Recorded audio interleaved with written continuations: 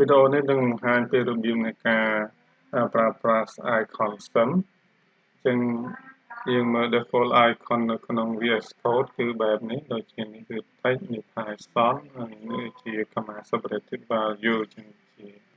cell icon នេះជា PDF ចឹងដូចជាអត់សូវមាន color ទេខ្ញុំ introduce មួយគឺ material icon sum អញ្ចឹងចូលទៅ file preference ហើយ sum ក្នុង sum នេះយើងមាន file icon sum បាទចឹងនេះអ្វីដែលមានស្រាប់គឺបើយើងចុចរកចុះក្រោមមកយើងចូល additional ព្រោះបច្ចុប្បន្នយើង select ត្រង់ set T ឬក៏ Visual Studio Code នេះយើងចុចឡើងលើគឺ minimal ចឹងមើលការផ្លាស់ប្ដូរគឺ icon គឺអញ្ចឹងនេះហ្នឹងចុចឡើងលើយន្តណាននេះគឺអត់មាន icon ទេបាទអញ្ចឹង default របស់វាគឺ set T Visual Studio Code icon sum បាទឥឡូវយើងបដូរយើងអាចចូលទៅកន្លែងហ្នឹងក៏បានដែរគឺយើងចូលទៅ preference ហើយយើងចូលទៅ sum icon sum ហើយយើងឃើញខាងក្រោមគឺ install additional file icon sum ហើយយើង search យើងឃើញ sum ដែលសុចេះមុនគេគឺមានអ្នកប្រើរហូតដល់18.3 មេអូខេអញ្ចឹងមួយនេះអូខេអញ្ចឹងតាមពិតបន្តទៀតមានដូចជា Visual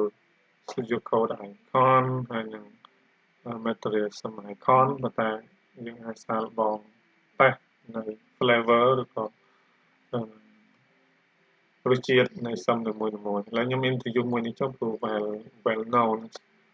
អូខេជាយើងអាច install ណាតែឬគឺយើងអាចចូលតាមរបៀបមុនក៏បានដែរគឺយើងចូលពីmanage នេះហើយយើងចូលទៅ sum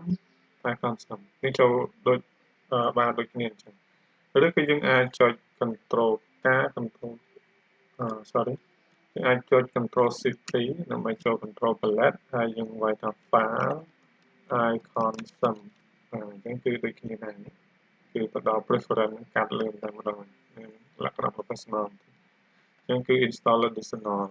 យើង search មកគឺបើអត់ចាញ់មកអញ្ចឹងតិចថា material icon តែប៉ុណ្ណឹង material icon ចាញ់ហ្នឹងគឺ list លើទៅមកអញ្ចឹងខ្ញុំ click លើនេះសិនហើយទៅ install ឬក៏ចុច install វិញមក developer ឈ្មោះ Philip Cap អូខេអញ្ចឹងនេះគឺ default set មកនេះគឺ set icon ឥឡូវមុននឹង set យើងអាចclick មើលទាំងនេះទាំងអស់គ្នាយើងមើល icon ពេលដែលយើងបដូរមក set នេះគឺរៀងចេះណាទៅបើយើង select យក material icon គឺរូបបែបនេះវិញគឺ Python នេះរូបភាពរៀងស្អាតគឺអក្សរ X គឺ Excel ហ្នឹង Computer Notebook Icon PDF ហើយយើងបដូរដែរនឹង folder អីក៏បដូរដែរយើងអាចធ្វើការប្រៀបធៀបគ្នាឥឡូវយើង select យកថានេះយើង select យកតែមួយហ្នឹងទេយើងអាចនិយាយថា control shift P icon ហើយកាត់ icon ទាំងពីរ icon ហ្នឹងយើង select មើលចាស់នេះវិញឃើញ notebook អីគឺ color តែមួយទេយើងពិបាកណាស់PDF ហ្នឹងតាមបាក់ទៅអញ្ចឹងចូល control palette កន្លែងនេះក៏បានដែរហើយ icon ខ្ញុំធ្វើរើសយក material icon សិនបាទអញ្ចឹងបញ្ចប់ប៉ុណ្ណឹង